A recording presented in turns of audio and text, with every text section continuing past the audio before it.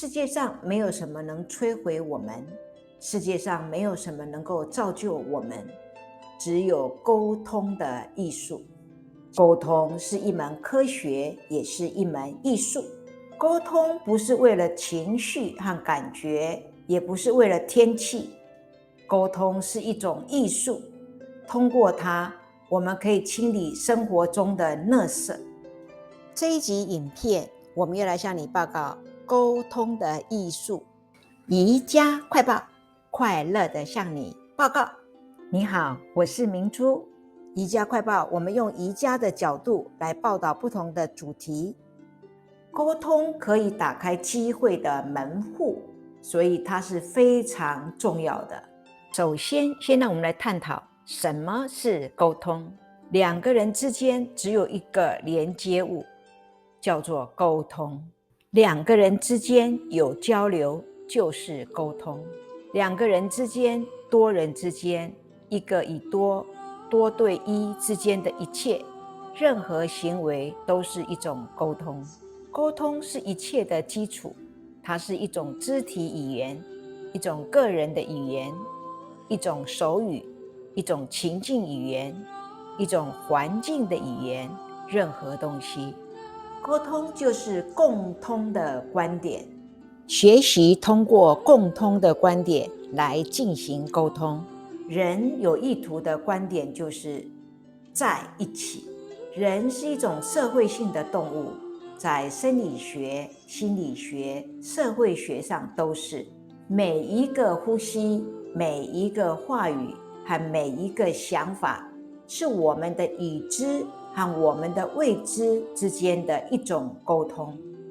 我们的临在就是沟通，我们的存在就是我们的沟通，我们的投射就是我们的关系。我们就是力量，我们唯一拥有的工具就是我们沟通。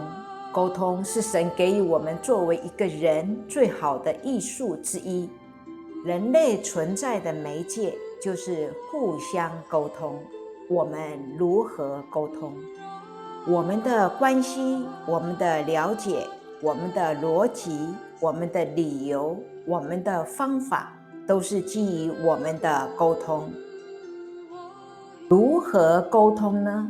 让我们的生活快乐，让我们的沟通有效，最好的方式就是面对我们的明天，关心我们的明天，不要带着过去去毁灭明天。沟通创造友谊，在我们的生活中有目的的相信并学习。生活是一种沟通性的友谊。无论你是谁，无论你有什么感受、相信和知道什么，当你想要和某人沟通时，必须基于两件事。沟通的目的是为了获得信任以及无限的信任，因此它应该是你可以证明的真理，并且应该以一种让别人能够听到的方式来表达。沟通只是震动，保持震动，但要正面，永远不要听负面的。沟通是一门艺术，在这门艺术中，冒犯应该被消除。冒犯别人和被冒犯，这两者方式都应该被消除。每当我们在沟通中怨恨另一个人时，在那个时候，我们会给自己带来坏运气。你知道为什么吗？因为我们在使用一种不自然的技术、个性和心灵的方法来封锁别人对我们说的话。他和别人告诉我们是一件对的事或是错的事都没有关系。首先，我们总是要聆听。如果我们不想聆听，就告诉对方说：我亲爱的朋友，如果你要对我说的话是负面的，我就不要听。但如果它是正面的，我就会听。那就是他们称为一种预先表示的态度。当我们想到沟通时，也许我们并没有想到有关防御。在我们沟通的标准中，我们变得毫不掩饰。这里有一个很好的建议是，在友谊中永远不要说一些事情，让人在仇视时会用来对抗你。讲话、沟通、说话、书写都很好，但是当逆境打击时，沟通会中断。永远不要中断沟通，无论是和一个敌人，还是和朋友，或是神，或是魔鬼，或是撒旦，或是老年人，或是年轻人，都不要中断沟通。保持沟通，那就是神所做的。一个人在他的生活中可以获得的最高礼物，就是他所听到的话语是从一个真诚的心理上专注的相信和练习他的人的舌头说出来的。成功有效沟通的秘密，成功有效的生活的秘密，成功的存在和协调的秘密，就是把天堂带来和尘世汇合，把天堂带来和尘世的挑战汇合，那么我们将永远不会输，不可能的。当尘世与尘世汇合的那一刻，我们会制造一场沙尘暴。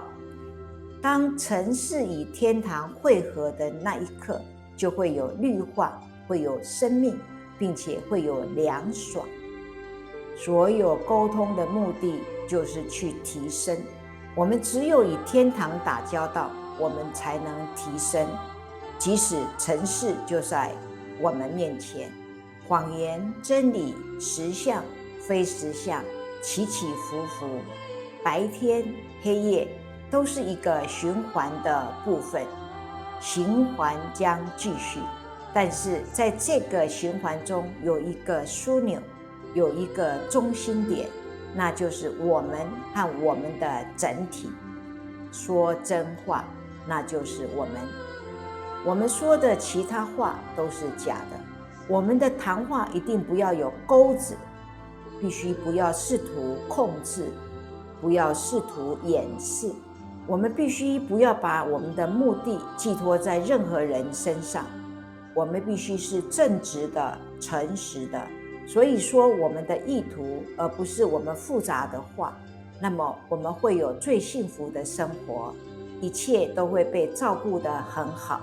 沟通成功，宣扬我们的美德，沟通丰盛。